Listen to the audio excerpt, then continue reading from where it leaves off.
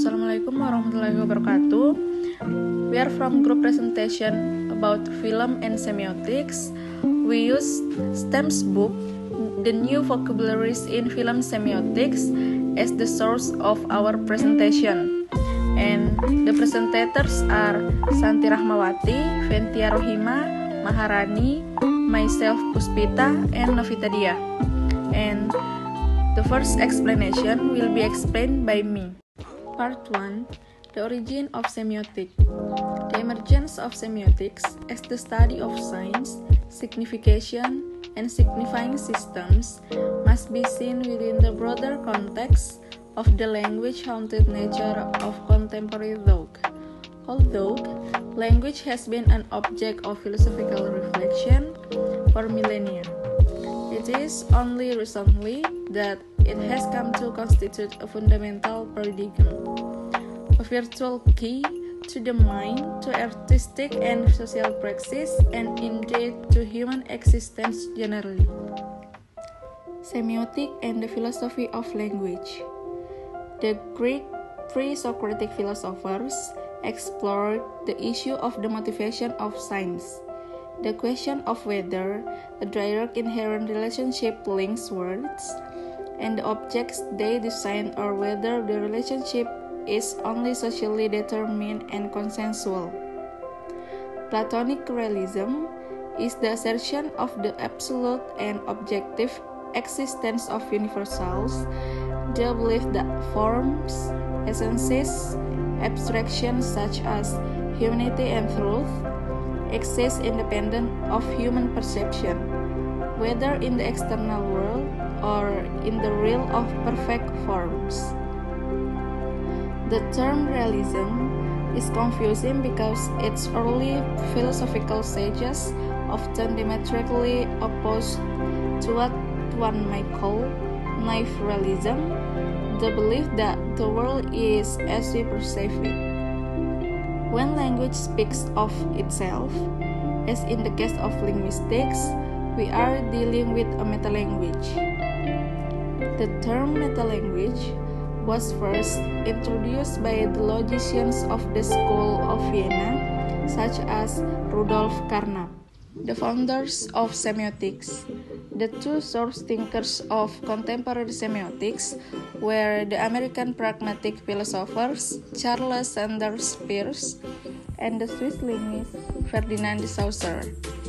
The process of semiosis, or the production of meaning, for Peirce involves a trait of three entities: the sign, which means something which stands to somebody for something in some respect or capacity. The object is that for which the sign stands. And the interpretant is the mental effect generated by the relation between the sign and object. And for Saussure, the process of semiosis, or the production of meaning, through signifier and signified. The signifier is the sensible, material, acoustic, or visual signal which triggers a mental concept, the signified. The perceptible aspect of the sign is the signifier. The absent mental representation evoked by it is the signified. And the relationship between the two is signification.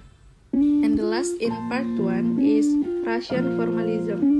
The Russian formalists are crucial to any discussion of contemporary filmolinguistics, partly because they were the first to exploit Saussurean formulation in order to explore, with a modicum of rigor, the analogy between language and film.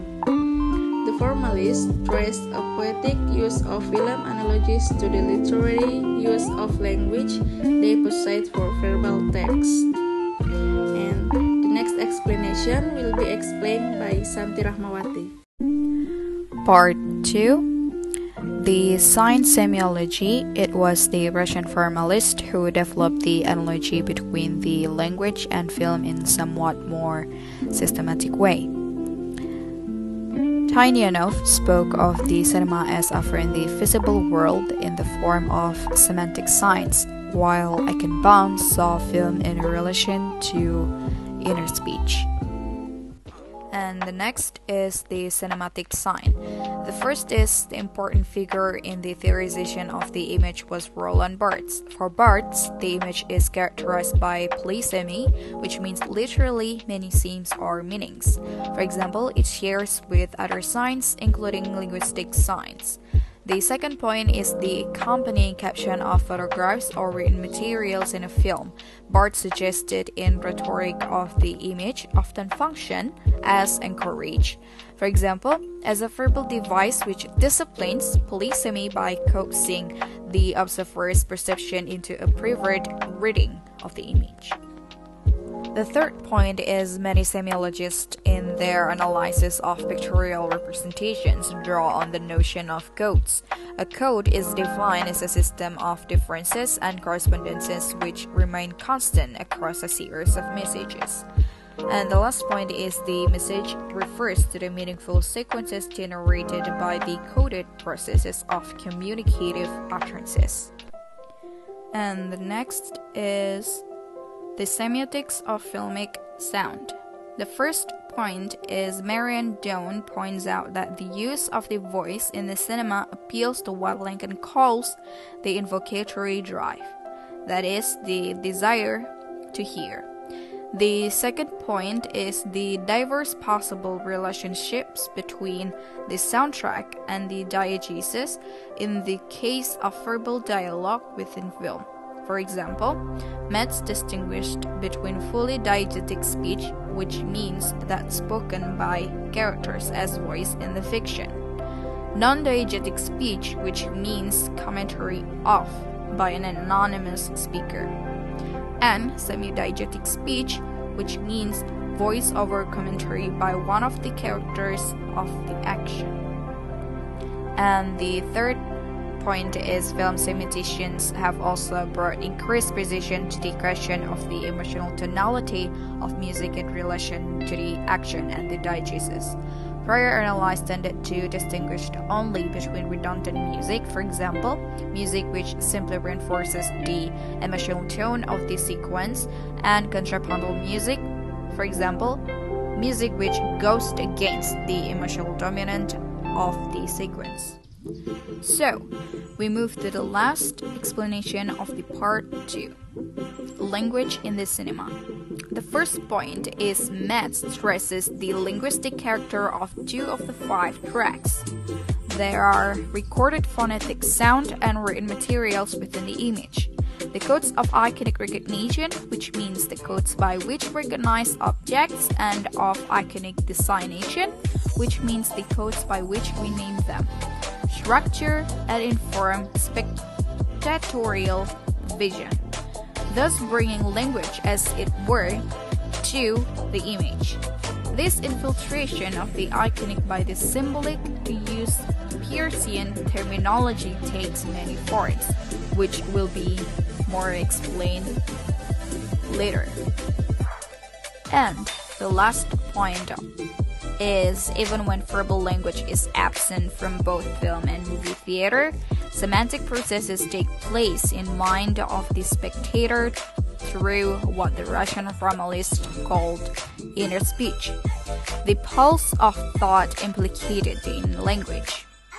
Film viewing, according to Eichenbaum, is accompanied by a constant process of internal speech, whereby images and sounds are projected onto a kind of verbal screen, which functions as a constant ground for meaning, and the glue between shots and sequences.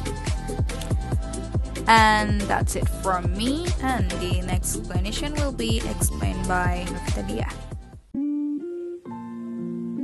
Part 3. Film Narratology. The Semiotics of Narrative. Film narrative theory of semiotics are structuralism and Russian formalism. This dual influence is reflected in the questions film narrative theory asks of the text, including the attempt to design the basic structures of the story processes and to define the aesthetic languages unique to film narrative discourse. Narrative analysis focuses on the interaction, distinguishing such elements: plot structure, action. The narrative information is controlled through point of view and the relationship of the narrator to the inhabitants and events of the story world. Film as a narrative art. Formalist approach. One of the founding principles of narrative analysis is the distinction introduced by the Russian formalist. The formalists held two different conceptions of the sujet. Certain writers argued that the sujet was intrinsically related to the fabula. Semantic and syntactic approach. Theory of narrative approach has relevance to narrative analysis, which can be seen as characteristic of narrative in general. The merging of syntactic and semantic approach to film narrative structure is characteristic of a later phase of development in narrative theory. Narration in film. The study of cinematic narration has been considered under several different rubrics in different periods of film theory. In both literature and film, it is only the narrative discourse, or is it that is directly available for analysis? And then types of filmic narrator. There are 5 types of the narrator in the film. The first one is character narrator. Character narrator is who tells a story from within the frame of the fictional world. The second one is intradiegetic narrator. Intradiegetic narrator is Ingenuity's term. The third is homodiegetic narrator. Homodiegetic narrator is character narrator appears as an actor in his or her own story. The fourth is heterodiegetic narrator is the character narrator that does not appear in the story he or she recounts. And the last one is extradiegetic narrator. It is external, impersonal narrator. The problem of point of view. The issue that led to a more specific and defined field of endeavor for film narrative theory was the question of point of view, usually understood as the optical perspective of a character whose gaze or look dominates a sequence, or in its broader meaning, the overall perspective of the narrator toward the characters and the events of the fictional world. The narrator can be defined as the agent inscribed in the text, who relates or recounts the events of the fictional world. Narrative discourse is the signifying techniques and formal strategies by which a narrative is related to a reader or spectator, and the different roles and levels involved in transmitting narrative message by carefully studying the problem of point of view. And the next will be explained by Ventia Rohima. Part 4. Psychoanalysis. According to Metz, psychoanalytic film theory represents a development of rather than a departure from semiotics, for, as Christian Metz points out, both linguistic studies and psychoanalytic studies are sciences of the very fact of meaning of signification. Some film theories saw a relation between the way that the human psyche in general and cinematic representation in particular function, and felt that Freud's theory of human subjectivity and unconscious production could shed new light on the textual processes involved in filmmaking and viewing. Next is psychoanalytic film theory. In the most general terms, psychoanalytic film theory grounds its description in an equivalence between the film viewer and the dreamer, taking that archetypal production of unconscious fantasy, the dream work, as analogous to the film itself. From Freud, we know that fantasy refers to the psychic production or one unconscious wish by means of an imaginary scene, in which the subject or dreamer, whether depicted as person or not, is the protagonist. Psychoanalytic film theory emphasizes observation, production, and its description, focusing on the ways in which the viewer is positioned, by means of a series of hallucinatory lures as the desiring producer of the cinematic fiction. So when we watch a film, we are somehow dreaming it as well. Our unconscious desire work in tandem with those that generated the film dream. The next is the cinematics apparatus. The term cinematic apparatus refers to the totality of interdependent operations that make up the cinema viewing situation, including the first one is the technical base, specific effect produced by the various components of the film equipment, including camera, lights, film, and projector. The second is the condition of film projection.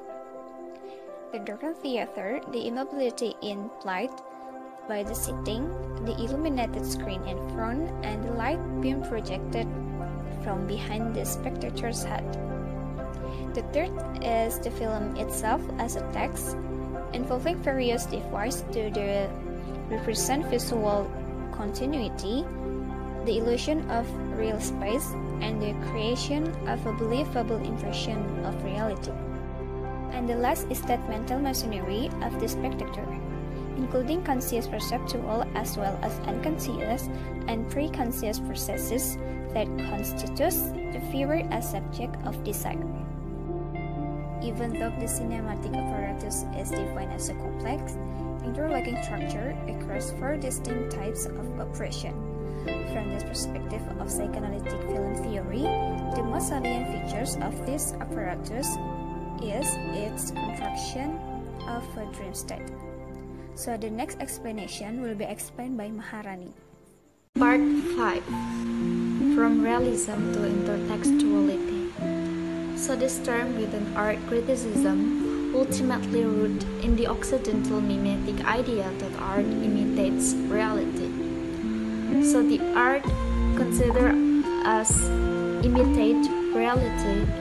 This is because in 19th century, the art dedicated to the observation and accurate representation of the contemporary world.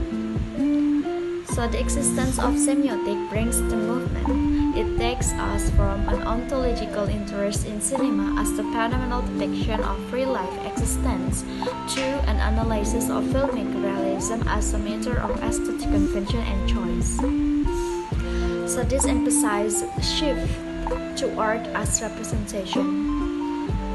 Film theory thus gradually transformed itself from a mediation on the film object as reproduction of proven phenomena into a critique of the very idea of mimetic reproduction. So in this case, film came to be seen as text, utterance, speech act, not the depiction of an event, but rather an event in itself, one which participated in the production of a certain kind of subject. Cinematic realism. Some definition of cinematic realism have to do with the aspiration of an author or school to create an innovatory representation. So in this case, cinematic realism seen as corrective to dominant canons or to antecedent literary or cinematic decorum. The semiotic interrogation of the issue of cinematic realism takes place against the backdrop of those critical views which posit the cinema as essentially or intrinsically realist. So for example, in photographic reproduction, according to Grosser and Bazin, they assure the essential objectivity of film. So in this case, the photographer cannot work in the absence of a model. So the model here has the essential objectivity of film. The next about ideology and the camera. According to Jean-Louis Baudry and other theorists argued that bourgeois ideology was built into the cinematic apparatus itself. This is because the camera gives expression to the center stage of the transcendental subject rather than simply recording the reality. The camera conveys the world already filtered through a bourgeois ideology which makes the presumably free and unique individual subject that focus on origin of meaning. Film semioticians spoke of the impression of reality in the cinema, triggered by the perspectival analogy of the photographic image, persistence of vision, and the PE-back. So, this perceptual cognitive mechanism might proceed the continuities of movement even when perceiving, as in the cinema, nothing more than a series of static images. So, according to Forger, this illusion is the very substance of the specific ideology secreted by the cinema. The last, about intertextuality. Kristeva defines the text as productivity, involving both producer and reader spectator, often taking the form of the deconstruction of systematicity and of communicative function. This is because film involves the active production of meaning rather than a natural relay or transfer of meaning. Kristeva gave the name significance to this kind of work, referring both to the productive work of the signifier and productive reading, whereby the producer and receiver of the text deconstruct its sense. In this case, he also defines intertextuality as the transposition of one or more system of sign into another, accompanied by a new articulation of the enunciative and the notative position. In this part, we use Giant's journal that is entitled Verbal and Nonverbal Signs in the Divergent and the Fault in Our Stars movies as the example of semiotics analysis in films. According to Peirce, there are three types of sign, namely symbol, icon, and index. In this case, the semiotic approach analyzes the meaning of the sign and color in the divergent movies.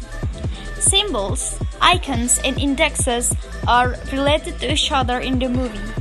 Abdication is one of 5 actions in the movie. Each sign has their own triangle to describe the relationship of those 3 parts in the triangle, so that it has a meaning. The triangles, as you can see in the pictures below. The more explanation about this picture will be explained by Ventia Rohima. The next is the meaning of the sign and color in Divergent movie. The word selfless becomes the third of reference in the triangle in those 3 types of sign. It led to the symbol of the word abnegation, which means the act of not allowing someone to have something that he wants or the act of rejecting something. In the icon and index triangle, the symbol was put by the picture of handhelp. It shows the willingness to help people in need. The icon is the 2 hands held that have been engraved on the wall. Meanwhile, the index are the 2 hands holding each other directly in the real life. According to Verbicka, abnegation is dominated by gray. It could be seen from the color of their wardrobe. Based on the theory of color used, gray is a combination of black and white. Based on the color psychology article, gray means an emotional color. This color is the proper one for defection because it is neutral, proved by the action that helps all the people. Yet, it has a negative meaning as well, the color of boring life. Abnegation runs the simplest life, eats plain food, and only drinks water. His hairstyle was almost the same. The next explanation will be explained by Santi Rahmawati.